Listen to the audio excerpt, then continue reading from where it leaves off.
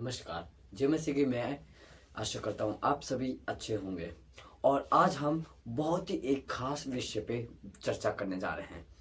अभी तक हमने पूरी बाइबल में बहुत सी चीज़ें सीखी हैं, जैसे कि ज्ञान प्रभु के, और प्रभु पाप के बारे में बताता है, प्रभु व्यभिचार के बारे में बताता है।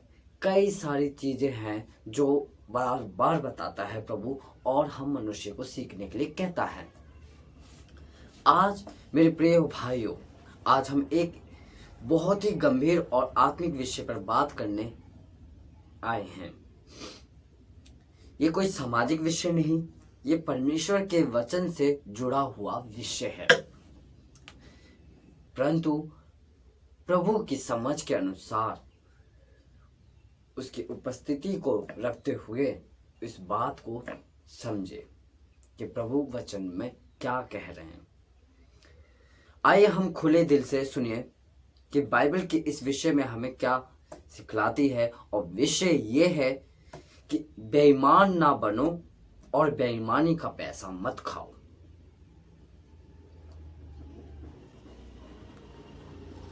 बाइबल बेईमानी के बारे में क्या कहती है?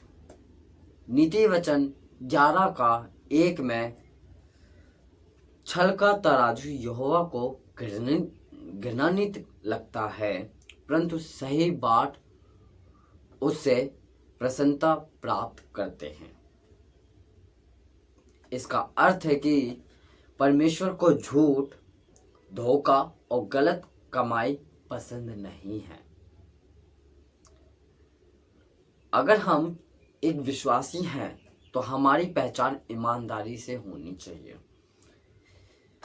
कई बार कई लोगों का कहना होता है कि मैं विश्वास में तो आ गया, पर मेरे जीवन से ये चीज़ नहीं जा पा रही है, या मैं विश्वास में हूँ और मेरा घराना है या मेरा दोस्त है, या कई बार ऐसा होता है कि खुद का भाई एक बड़े भाई के साथ बेईमानी करता है, या बड़ा भाई छोटे भाई के साथ बेईमानी करता है।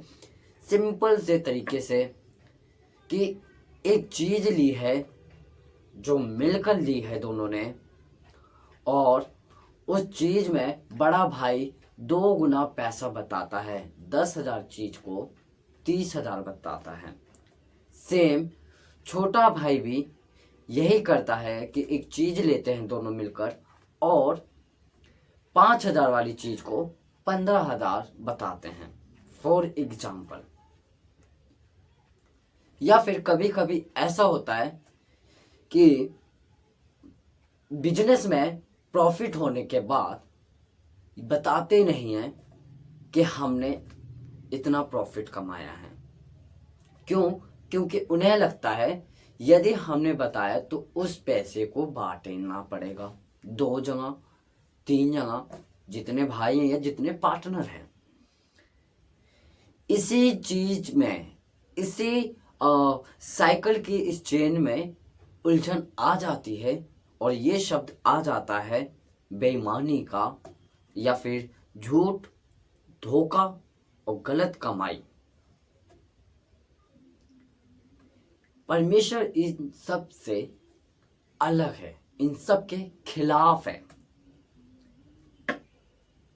अब लोगों का ये भी प्रश्न आ जाता है कि कहते हैं कि इस व्यक्ति ने इतनी मेहनत नहीं करी है तो इसका हक नहीं बनता है, और इसने ज़्यादा मेहनत करी है तो इसका हक बनता है। पर बात तो ये नहीं है ना।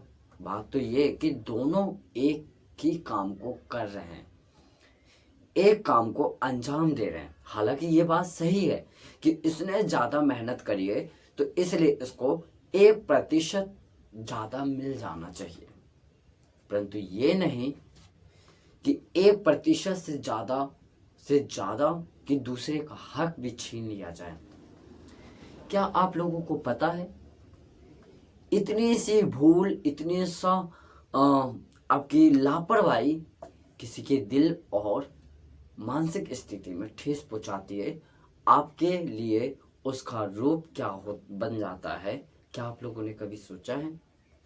खास तौर जब विश्वासी के साथ ऐसा हो और विश्वासी ही जन करे या अन्य जन भी करे तो उसकी नज़र में उसके लिए क्या इमेज बन जाती है।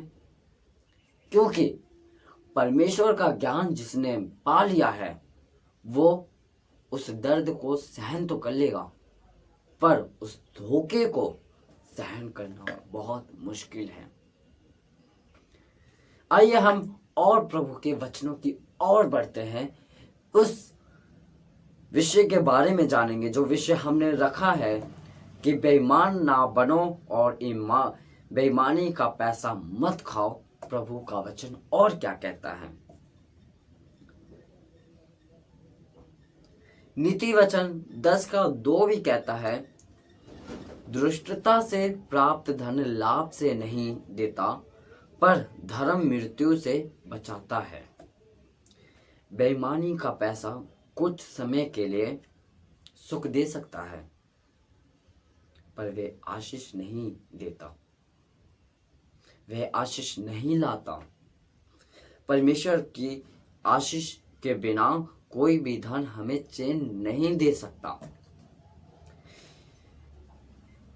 आज यदि मैं 10,000 रुपये भी कमाता हूं और वो मेहनत का है, वो एक अच्छे तरीके से आया है, तो उसमें प्रभु की आशीष भी आती है, वो पैसा फलता भी है। और यदि आपने बेईमानी का पैसा कुछ समय के लिए रख भी लिया, सुख उसका ले भी लिया, तो वे आशीष नहीं लाता है। प्रभु यीशु मसीह की शिक्षा ये बिल्कुल नहीं कहती कि यह सही है।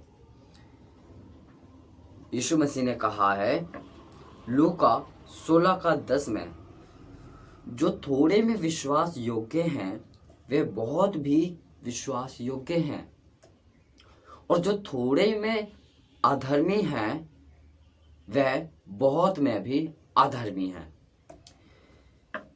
यदि हम छोटे मामलों में भी बेईमानी है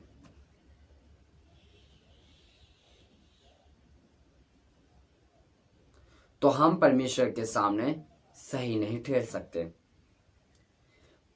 विश्वासी का जीवन का अर्थ है सच, विश्वास और न्याय के साथ चलना। सच, विश्वास, न्याय और सच्चाई के साथ चलना। पर कई विश्वासी लोग इस चीज से भटक जाते हैं। मेरे भाइयों और बहनों, आप सभी से गुजारिश है कि इस चीज से ना भटके।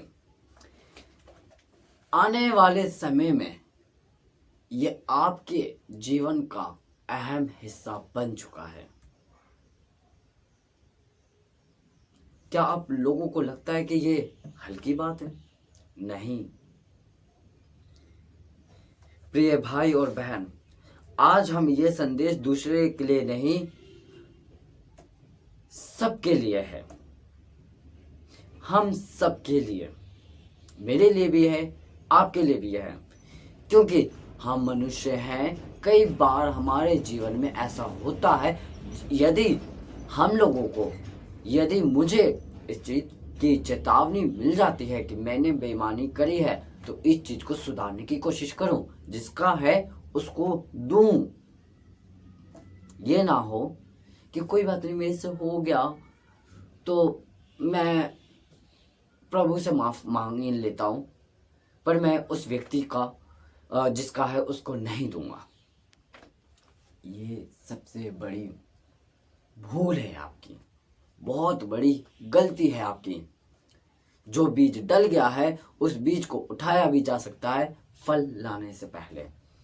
यदि आपकी छवि किसी व्यक्ति के अंदर गलत बन गई है तो उस छवि को सुधारने की कोशिश आपके हाथ में है।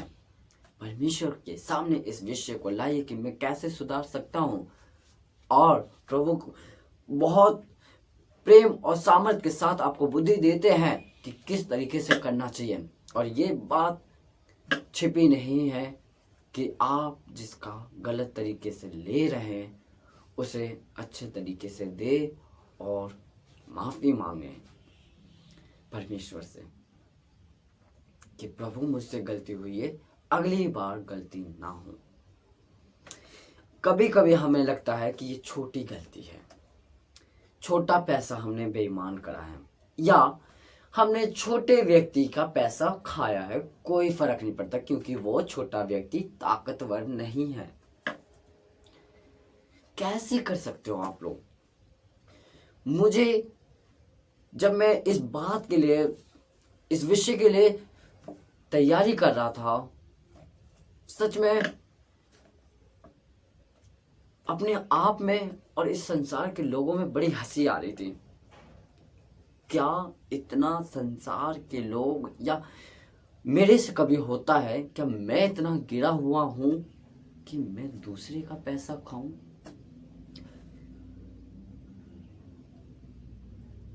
आत्म परीक्षण, heart touching is the movement.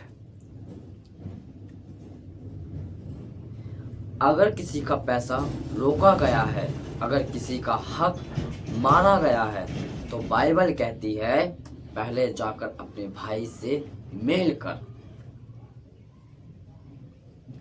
कर ले। मत्ती 5:24 में यह वचन कहता है कि पहले जाकर अपने भाई से मेल कर ले।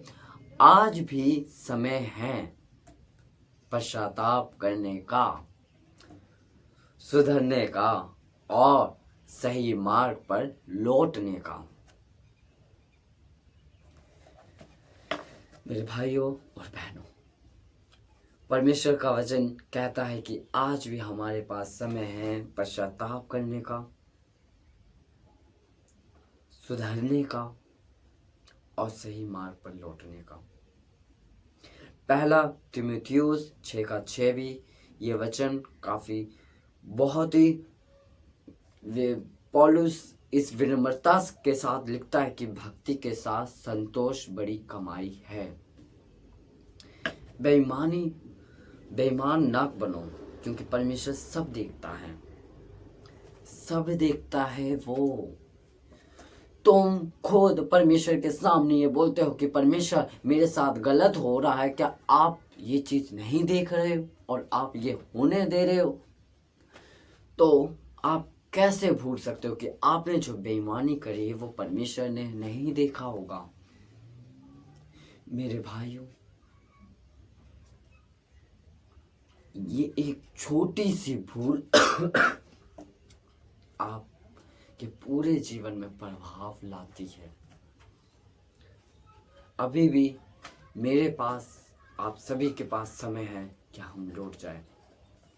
और याद रखो कि ईमानदारी से कमाया गया थोड़ा सा धन परमेश्वर की बड़ी आशीष लेकर आता है, और परमेश्वर प्रसन्न भी इस चीज से होते हैं। परमेश्वर आप सभी को आशीष दे, और मैं आशा करूंगा कि आपको ये वीडियो काफी पसंद आई होगी। धन्यवाद।